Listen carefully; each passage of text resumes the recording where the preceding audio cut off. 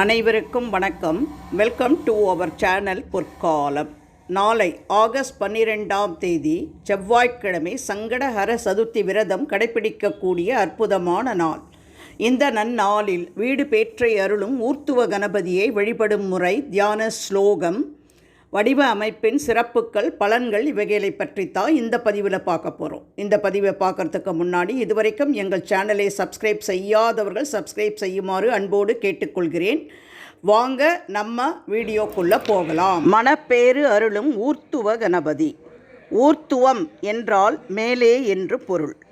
பத முக்திகளான ஸ்வர்க்கம் போன்றவற்றை விட பரமுக்தியான வீடு பேற்றை, அதாவது பிறப்பு இறப்பில் இருந்து நிரந்தர விடுதலையை அருள்பவர் இந்த கணபதி என்பதை குறிப்பதுதான் ஊர்த்துவ கணபதி என்னும் திருப்பெயர். இவர் மடியில் வீற்றிருக்கும் சித்தி தேவி, வீடு பேற்றை அருளும் அன்னை.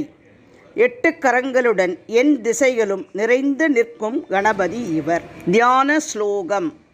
கல்ஹார சாலி கமலே சுகசாபபான நந்த பிரரரோ அஹ கதீக நகோ ஜ்வலாங்க ஆலிங்க நோத்யத கரோ ஹரிதாங்க யஷ்டயா தேவ்யாதி சத்வ பயமூர்த்தவ கணபதியோ மே. தியான ஸ்லோகத்தின் விளக்கம். கல்ஹார நீலோத்பவ மலர், சாலி நெற்கதிர் குத்து, கமல தாமரை மலர், இஷூகசாப கரும்பு வில், பான மலர்கணை, தந்த ஒடித்த தன் தந்தம்,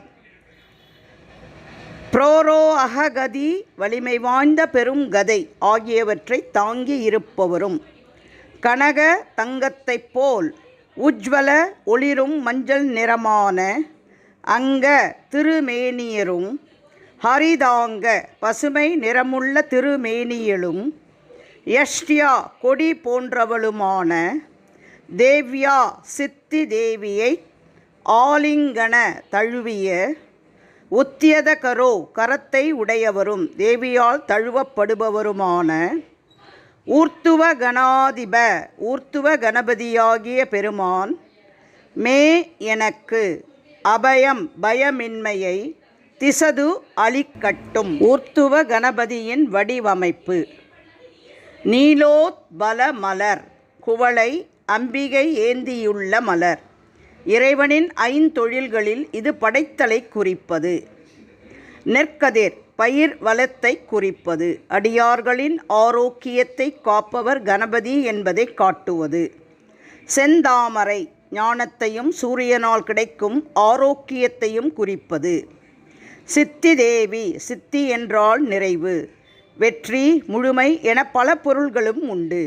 இவர் செயல்களை கைகூட வைக்கும் அன்னை. கரும்புவில் மலர்கணை, மன்மதனின் ஆயுதங்கள், உயிர்கள் வேண்டுபவற்றை அருள்பவர் கணபதி என்பதை காட்டுகின்றன. ஒடித்த தந்தம், தூய்மையையும் மன உறுதியையும் கொண்டு செயல்களை நிறைவேற்றுவதை காட்டுவது. கதாயுதம், இது பிடிக்கும் தண்டமும் உருண்டையான முனைத்தலை பகுதியும் சேர்ந்த ஆயுதம். ஊர்த்துவ கணபதியை வழிபடுவதால் ஏற்படும் பலன்கள்.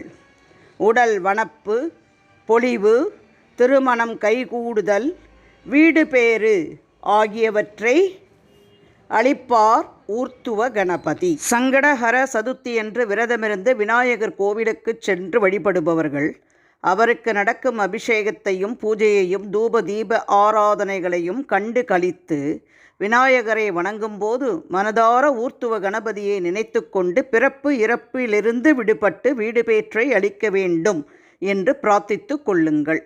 இந்த பதிவு உங்களுக்கு பிடித்திருந்தால் உங்கள் உற்றார் உறவினர் நண்பர்களுக்கு மறக்காமல் ஷேர் பண்ணுங்கள்.